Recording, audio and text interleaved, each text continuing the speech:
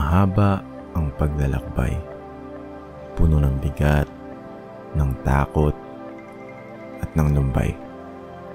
Ngunit pagbukas ng ilaw, sabik ang bawat tumasino sa bukod tanging pagdiriwang ng Pasko.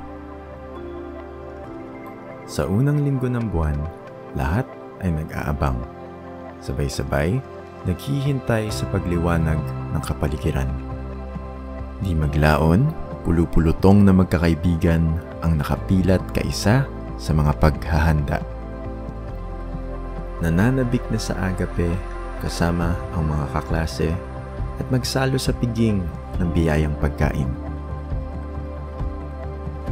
Sa mga araw na namamagitan, iniikot ang buong paaralan, hinahasikan ang bawat upuan ng kanilang ngiti at tawanan.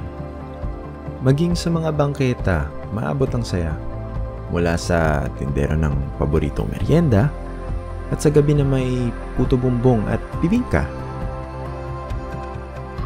Hindi rin nakakaligta ang alalahanin, ang ugat ng lahat ng biyayang nakahain. Sa gitna ng ingay ng maligayang damdamin, ay pusong nagpapasalamat ng taimtim. Mga paputok ay sisirit papunta sa kalangitan. Magsasaya ang lahat sa mga kaganapan.